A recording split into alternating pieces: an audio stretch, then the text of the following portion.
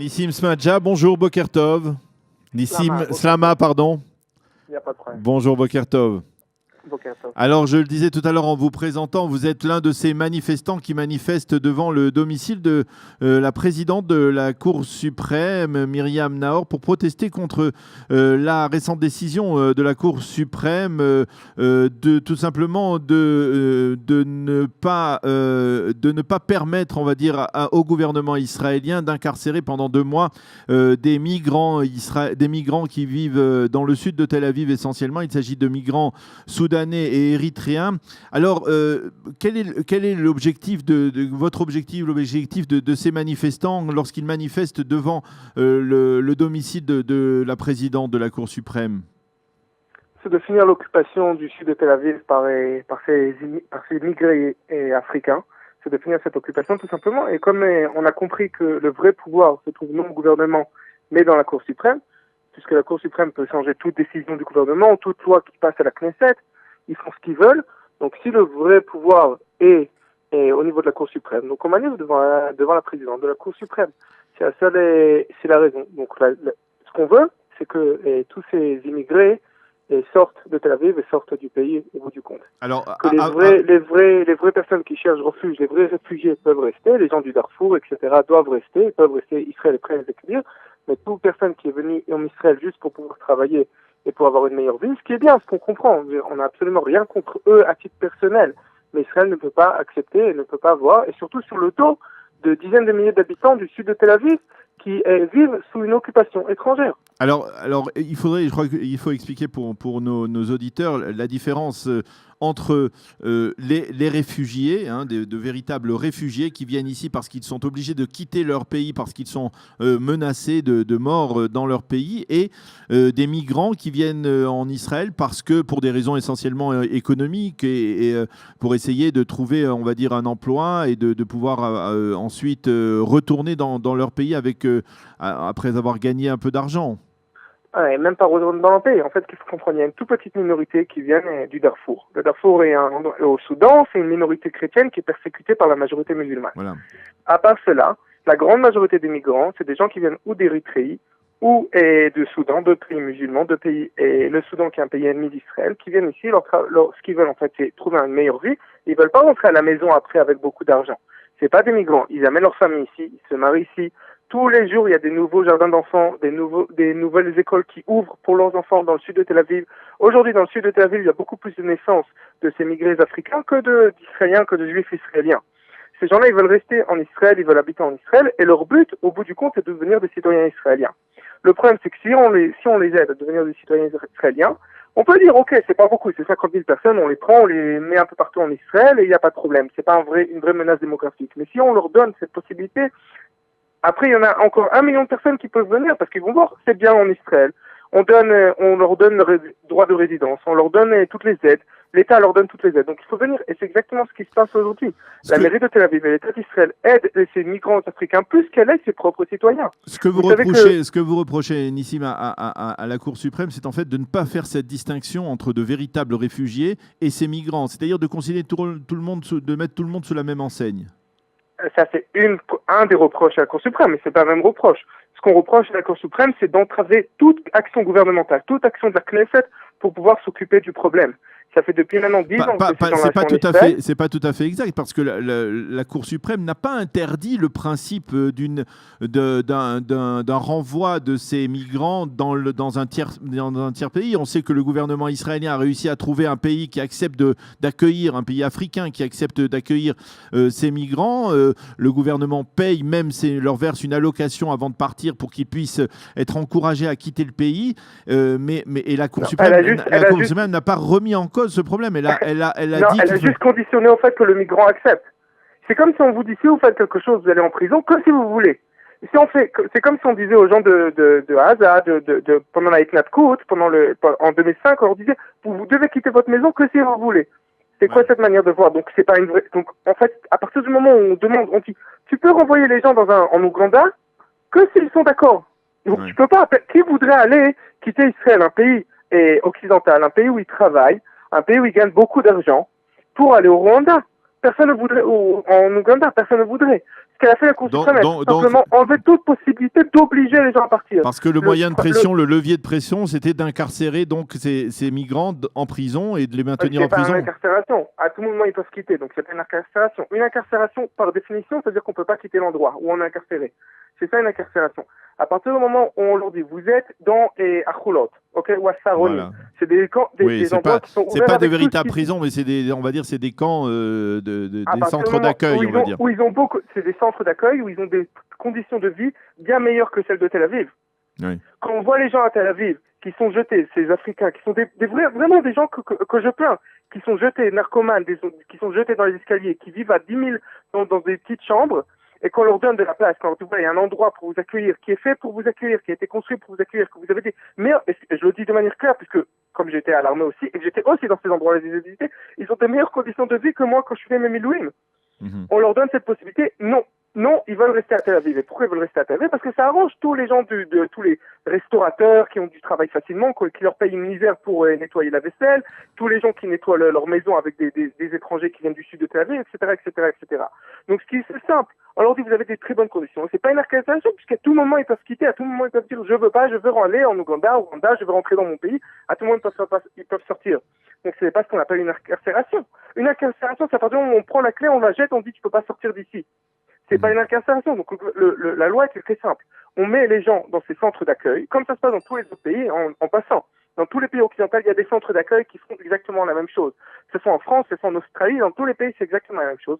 On les met dans un centre d'accueil jusqu'au moment où ils décident par eux-mêmes de vouloir quitter. Mais à partir du moment où on dit tu peux pas les mettre en centre d'accueil plus que 2 mois, tu enlèves toute possibilité d'utiliser cette loi. Et ces gens-là, ils peuvent rester autant qu'ils veulent en Israël.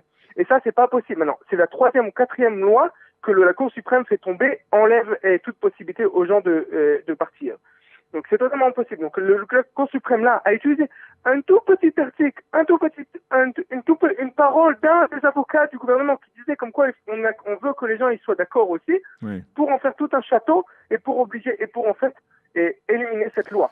Alors, donc on continuera à manifester tant qu'il y aura des migrants qui seront dans le sud de Tel Aviv et qui ne laisseront pas vivre et qui occuperont les vrais habitants, les habitants juifs du sud de Tel Aviv. Alors, on ne peut pas s'empêcher de penser que, puisque en plus ça s'est déroulé au même moment, que cette manifestation, c'est aussi d'une certaine manière une sorte de contre-manifestation, même si bien entendu rien n'est directement lié avec par rapport à la manifestation qui dure chaque samedi soir depuis maintenant plus de 40 semaines devant le domicile du conseiller juridique du gouvernement Avichai Mandelblit. Est-ce qu'il y a aussi une volonté peut-être politique de contrebalancer, on va dire, ceux qui essayent d'exercer des pressions sur la justice israélienne afin qu'elle accélère la procédure contre Benyamin Netanyahou dans les affaires judiciaires qui le concernent? Est-ce que de ce côté-là, lorsque vous manifestez devant le domicile de Myriam Nahor, la présidente de la Cour suprême, il n'y a pas aussi, on va dire, une volonté politique de dire, eh bien, puisque d'un côté, il y a des manifestations qui sont autorisées face au domicile du conseiller juridique du gouvernement, eh bien, nous aussi, nous allons essayer de faire pression sur la présidente de la Cour suprême? Ah, ok.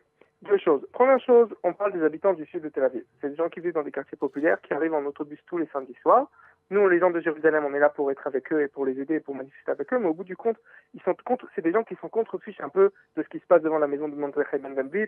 C'est pas leur problème. Ce qu'ils veulent, c'est vivre. C'est vraiment pas leur truc politique. On parle pas de quelque chose de droite-gauche.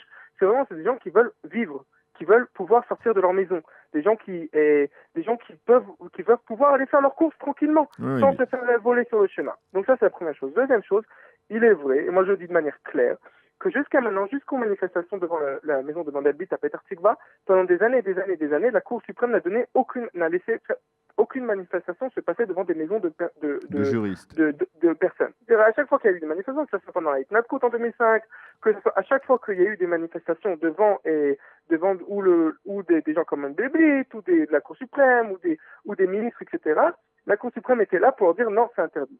Depuis que la Cour suprême permet de faire les manifestations devant la maison de Mandelblit, donc il n'y a aucune raison qu'elle ne permette pas de faire la manifestation devant Nahor.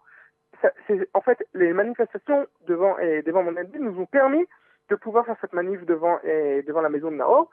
Je pense que si on l'avait fait il y a plus que 40 semaines, avant qu'il y ait eu des manifestations à Péter-Sigma, on se serait tous fait arrêter pour incrimination, etc.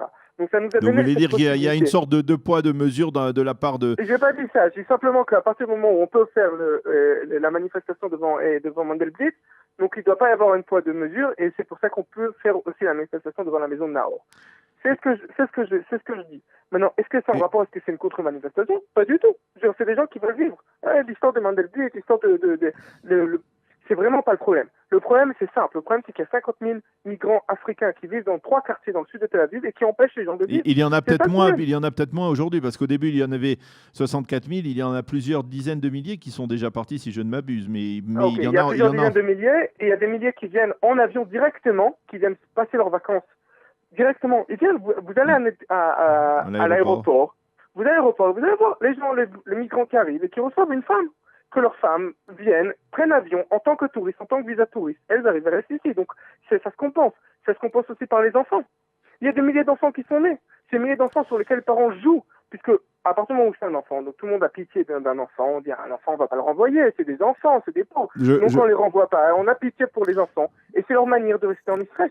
La dernière question que je voudrais vous poser, c'est une question qu'il faudrait poser en fait au Premier ministre, Benyamin Netanyahou. C'est pourquoi, eh bien, finalement, le gouvernement ne fait pas de distinction claire entre ceux qui ont effectivement un statut de réfugié, c'est-à-dire qu'ils entament une démarche de demande d'asile politique ici en Israël, qu'ils soient reconnus comme réfugiés politiques en tant que tels, et les autres qui sont ici donc pour d'autres raisons, pour essayer donc de gagner de l'argent et pour changer de vie. Faire une distinction très claire, parce que tant que cette distinction n'est pas faite, dans le flou, cette situation se poursuit et perdure. Qu'est-ce que le gouvernement israélien peut faire? Benyamin Netanyahou était la semaine dernière dans le sud de Tel Aviv, c'était tout à fait exceptionnel. Il a rencontré des habitants du sud de Tel Aviv. Qu'est-ce qu'il peut faire aujourd'hui qu'il n'a pas encore fait jusqu'à présent pour essayer de résoudre ce problème? D'abord régler ces problèmes avec Bagatz, que la Cour suprême ne puisse pas tous les jours changer les lois. Mais à part cela, il y a un problème parce qu'on parle de protection collective.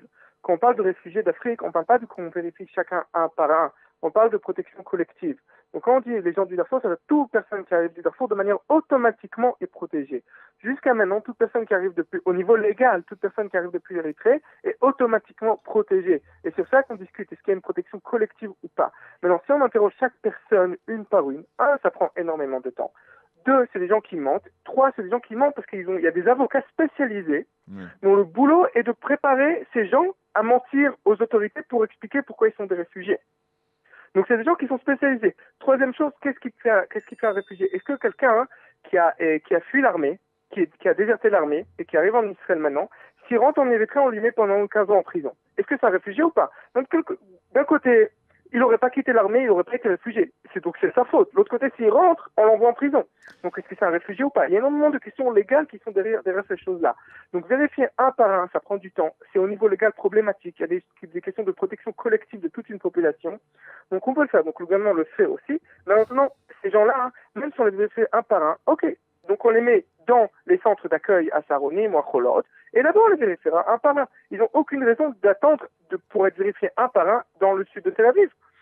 On peut très bien faire ces vérifications dans le sud d'Israël, dans ces centres d'accueil. Et là, on les vérifiera un par un. Il n'y a absolument aucune raison que ça se passe dans le sud de Tel Aviv.